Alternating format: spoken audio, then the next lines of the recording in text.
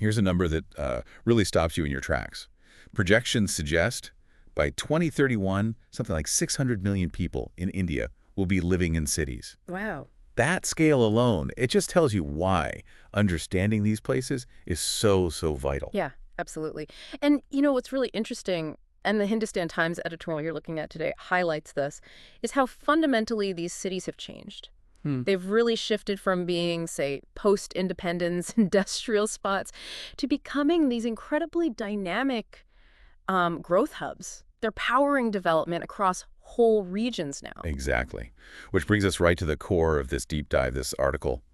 Indian cities, growth engines and challenges. Think of it as our essential guide. Right. It digs into how these cities work as economic drivers, but also, crucially, the real hurdles they're up against. Precisely. And our mission today really is to pull out the most important insights from this piece for you, give you a clear picture of the dynamics, the growth, the challenges, without you needing to read the whole thing cover to cover. Okay, let's jump in then. How are Indian cities actually acting as these growth engines? The article mentions regional clusters, satellite cities. What's going on there? Well, it's fascinating. It's about this kind of interconnectedness that emerges.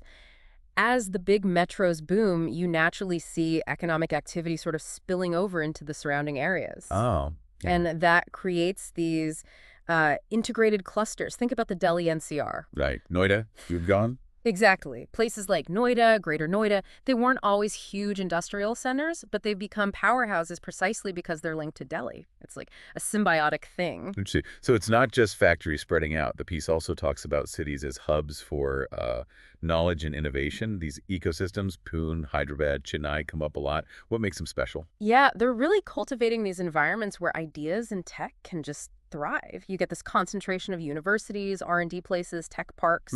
It creates fertile ground for startups and research. Hyderabad's Genome Valley is a standout example. You've got over 200 biotech firms packed in there. It's become a global life sciences hub, and the economic ripple effects for the whole region are huge. It's more than just companies. It's the whole collaborative vibe they foster. Right. And beyond the labs and factories, a huge driver seems to be the service sector, especially in places like Bengaluru, Delhi, Hyderabad. How does that play out? Oh, absolutely. These cities offer this massive range of jobs. IT, finance, all sorts of professional services, and that attracts a big, diverse workforce. Okay. The article calls it a thick labor market, basically a deep pool of skilled people. Businesses love it, boosts productivity, cuts hiring time, and ultimately means better incomes for people living there. And Bengaluru's tech sector is the big example there. Yeah, I mean, $150 billion tech sector. That's nearly 10% of India's GDP right there. Yeah. It just shows the power of this service-led model. Now, all this activity needs roads, transport, the physical stuff to support it, right? Yeah. Infrastructure and connectivity must be key. Totally essential. Look at the metro systems popping up or expanding in Pune and Ahmedabad. They do more than just move people. They help goods and services flow faster, connecting different bits of the city and the areas around it. Chennai's metro, for instance, apparently cut traffic by something like 15–20%. That's significant. Right. And then think bigger picture, like the Delhi-Mumbai Expressway. That kind of project has huge potential for, knitting those regional economies much closer together. It's good to hear sustainability is also part of the conversation now. The article mentions a growing focus on green infrastructure. What does that look like? It's becoming, well, non-negotiable for the long term. You're seeing cities like Chennai and Mumbai push things like rainwater harvesting, waste-to-energy projects. Practical stuff. Exactly. Mumbai's using smart meters to cut down water leaks. Simple tech, big impact. And, of course, there's the Smart Cities mission aiming to weave greener practices into planning across, 100 cities? And we can't forget the money-side real estate investment. That must be a massive engine in itself. Oh, for sure. Real estate is huge. Rising property values, constant demand for homes and offices. It drives a lot of activity. And foreign investment, too. Definitely. Yeah. Cities like Mumbai and Delhi pull in a lot of FDI in real estate. I think the article mentioned over $6.5 billion flowing in just in 2024. Wow. Plus, you've got reforms like RANRA, the Real Estate Act, and GST. They've helped clean things up, brought more transparency, which, makes investors happier. Okay, and lastly, on the growth side, the article mentions policy reforms aiming for better regional integration. Things like AMRT, the Transit-Oriented Development Policy. What's the goal there? It's basically about steering urban growth more strategically, creating better connections, more sustainable patterns. Right. AMRT, for example, it's got this big budget, 77,640 crore, I think, to help cities like Bhopal and Varanasi upgrade their infrastructure so they can play a stronger economic role in their regions. The whole point is more livable, better connected cities. Okay, so that paints a pretty compelling picture of cities as growth engines. But the article is also very clear about the flip side, the major challenges. Let's get into those issues hindering sustainability and effectiveness. All right. Starting with, well, infrastructure deficits. Yeah, this is a really, really big one. Urbanization is happening so fast, and the existing infrastructure, a lot of it old, fragmented, just can't keep up. That 600 million figure again. Exactly, that number just looms large. And the funding gap is stark.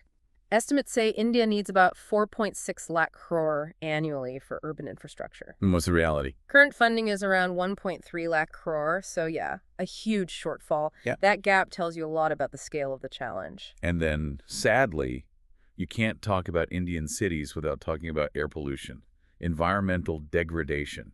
It affects so many people's daily lives. It's a massive crisis, honestly. Yeah. Huge public health impacts, environmental damage. Many Indian cities are consistently ranked among the world's worst for air quality. The article notes India was the 5th most polluted country in 2024, and you have specific hotspots like Birmingham with truly alarming levels. Delhi's hazardous AQI days are, unfortunately, something many people know all too well. Another very visible issue, the housing shortage and the growth of slums, informal settlements. It seems incredibly complex. It is complex. You've got this huge influx of people moving to cities for opportunities, right? Yeah. But land costs are high. Affordable housing hasn't kept pace, Leading to leading to many people having no choice but to live in informal settlements or slums. The 2011 census found 65 million people in slums, and that number is almost certainly higher now. Are government schemes helping? Like PMA. They're trying. Yeah. PMAY, the Pradhan Mantri Awas Yojana, aims to provide housing. But look at the numbers. About 1.08 crore houses approved, but only around 60.5 lakh actually completed. It shows just how hard it is to bridge that gap. Then there's water. Growing anxiety about scarcity, poor management. We hear about crises in Bengaluru, Delhi. It's becoming critical. Over-reliance on groundwater, which is depleting. Inefficient distribution. Pollution of rivers like the Yamuna and Ganga. It's a perfect storm. Right. We saw those acute water shortages in Bengaluru and Delhi just recently, and the projections are scary. By 2030, water demand could be double the available supply. Cities will feel that pinch most acutely. And something almost everyone in a major city experiences. Traffic, gridlock, inefficient public transport. It grinds things down. Oh, it's a huge strain on the economy, on quality of life, more private cars, public transport often struggling to keep up. And the congestion levels are high. Extremely high. The article quotes figures like Mumbai at 53% congestion, Bengaluru and Delhi around 48%, Pune 42%. That means massively long commutes, lost productivity. It just makes daily life harder. And tied into that is waste. Managing the sheer volume of trash generated in cities seems like another enormous hurdle. It really is. Poor segregation at source, overflowing landfills. It's a visible crisis. Yeah. Delhi generating over 10,000 tons a day. Wow. And much of it ending up in already overflowing landfills like Ghazipur. It highlights the struggle with effective waste management systems. It feels like a lot of these problems, infrastructure, pollution, waste, are made worse by governance issues, bureaucratic hurdles. That's definitely a core underlying factor. Weak governance, different agencies not coordinating, bureaucratic red tape. It all slows things down. Any examples? While the article mentions delays in big Mumbai projects like the coastal road or metro expansions, these kinds of delays show how governance issues can really impact getting crucial infrastructure built and running. And finally, layered on top of all this is climate change vulnerability. A growing threat, it seems. It's rapidly becoming a major threat, yes. Cities are increasingly exposed to extremes, intense heat waves, severe flooding. There was a study mentioned. Yeah, an IPE Global and ESRI India study suggesting over 85% of India's districts are vulnerable. And we've seen the impacts directly with urban floods in Mumbai, Chennai, Delhi just in the last few years. It's a stark reminder. Okay, so a daunting list of challenges. But thankfully, the article doesn't just list problems. It also outlines potential solutions, measures for more sustainable development. Let's talk through some of those, starting with integrated urban planning, using smart growth ideas. What does that involve? Right. The basic idea is shifting away from those old, rigid master plans that often become outdated quickly, moving towards more flexible, adaptive planning, Meaning, meaning creating a better mix of spaces, places to live, work, relax, green areas, all integrated.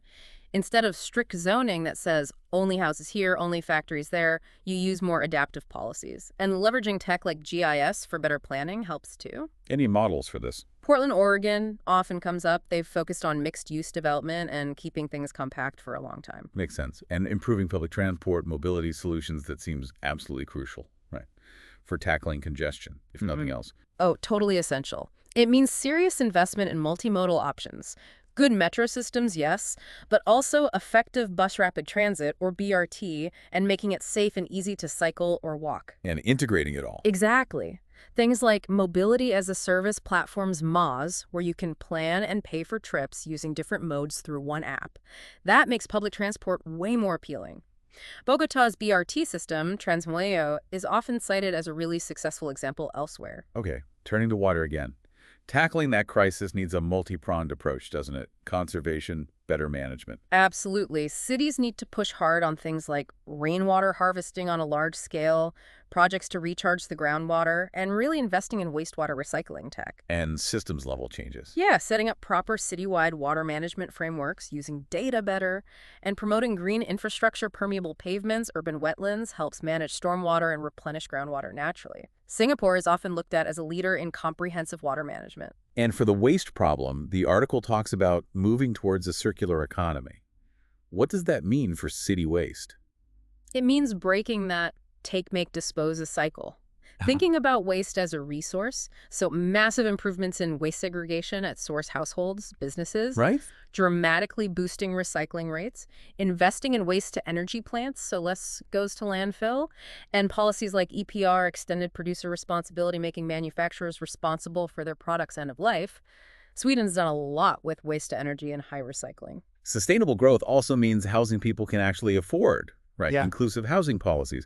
How do we get there? Yeah, it's vital. It likely needs a mix of strategies. Things like land pooling, getting public-private partnerships going for affordable projects, more government investment, and crucially, not just building new stuff, but upgrading existing slums, providing proper amenities, integrating those communities better. And given the climate risks we discussed, resilience and disaster preparedness have to be baked into planning now.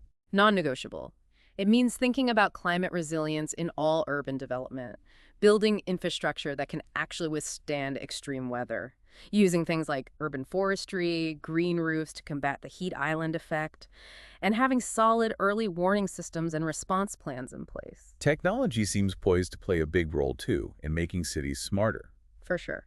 Things like the Internet of Things, IoT, AI, big data, they can help optimize so much. Managing traffic flow in real time, making waste collection more efficient, improving energy use with smart grids, using intelligent transport systems for safety. Any city doing this well? Barcelona is often mentioned for its comprehensive smart city approach, using tech across many different sectors to improve urban life. And finally, underpinning all these potential solutions, Yeah. governance, reforms, decentralization.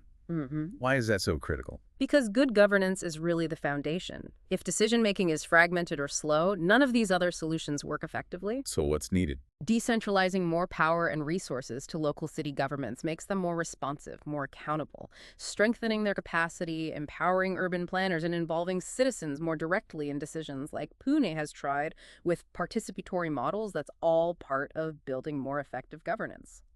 Okay, so bringing this all together, this deep dive has really shown, hasn't it, that Indian cities are these incredibly powerful engines, driving regional growth, national growth, hubs of innovation. Absolutely right. You can't overstate their importance to India's development. But, and it's a big but, we've also seen they're wrestling with some really significant tangled challenges: infrastructure, sustainability, equity. Precisely. Those deficits in infrastructure, the environmental pressures, the need for stronger governance, they all need urgent, serious attention if these cities are going to reach their full sustainable potential. And this isn't just some academic exercise, is it? Whether you live in one of these cities or not, understanding these dynamics, the growth, the challenges, the quality of life, it's really vital for understanding where India as a whole is heading. Indeed. These cities aren't just dots on a map, they are actively shaping India's present and, frankly, will determine much of its future. So when you think about that incredible pace of urbanization and the sheer scale of the problems and the proposed solutions we've talked about, it really leaves you wondering, doesn't it? How effectively, how quickly can these changes be implemented to truly unlock that sustainable growth and ensure a better future for hundreds of millions? It's quite a question to ponder.